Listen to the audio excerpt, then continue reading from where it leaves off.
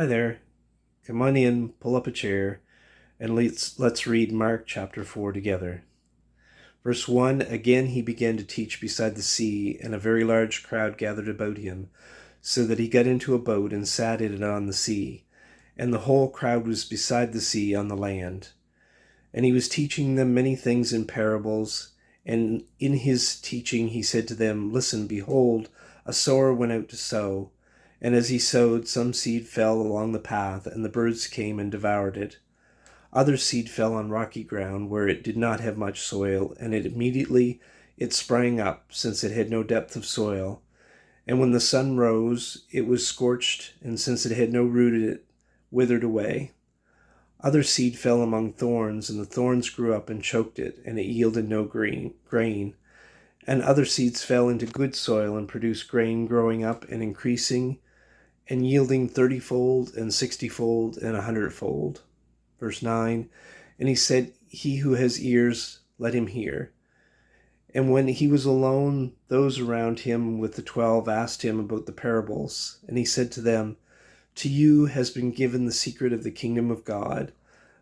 For those outside, everything is in parables, so that they may indeed see but not perceive, and may indeed hear but not understand, lest they should turn and be forgiven.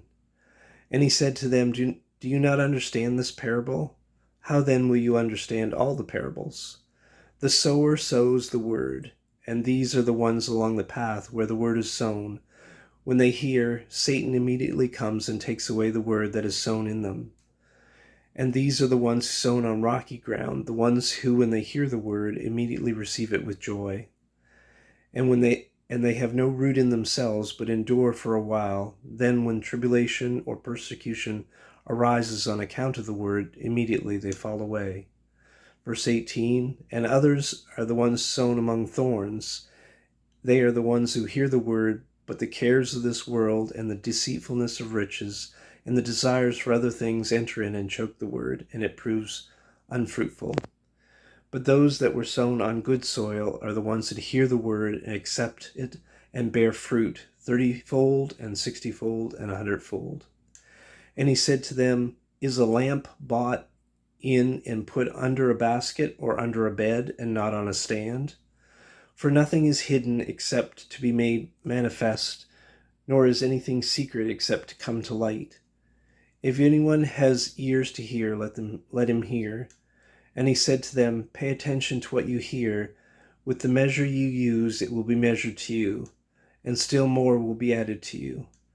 For to the one who has more will be given, and from the one who has not even what he has will be taken away. The parable of the seed growing.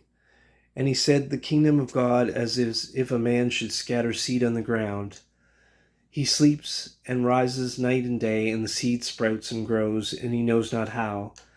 The earth produces it by itself, first the blade, then the ear, then the full grain in the ear. But when the grain is ripe, at once he puts in the sickle, because the harvest has come.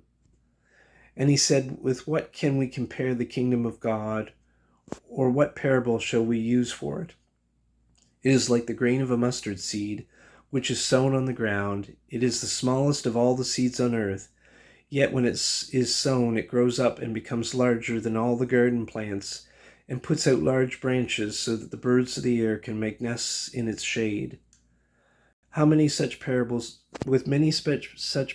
he spoke the word to them, as they were able to hear it. But he did not speak to them without a parable, but privately to his own disciples he explained everything. On that day, when the evening had come, he said to them, Let us go across to the other side. And leaving the crowd, they took him with them in the boat, just as he was, and the other boats were with them. And a great windstorm arose, and the waves were breaking into the boat, so that the boat was already filling. Verse 38, But he was in the stern, asleep on a cushion. And they woke him and said to him, Teacher, do you not care that we are perishing? And he woke and rebuked the wind and said to the sea, Peace, be still. And the wind ceased, and there was a great calm. He said to them, Why are you so afraid? Have you still no faith?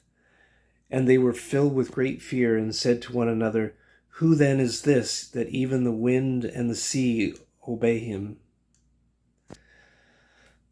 So, an interesting point, if you go to read Psalm 107, verses 28 and 29, it says, "They cried to the Lord, Jehovah, and in their trouble, he, Jehovah, delivered them from their distress.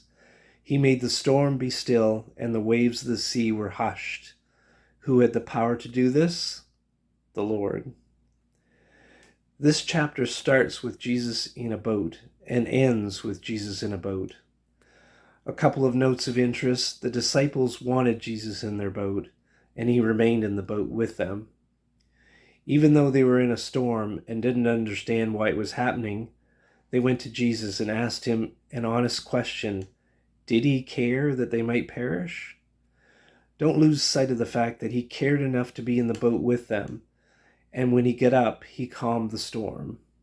Does he care? Yes.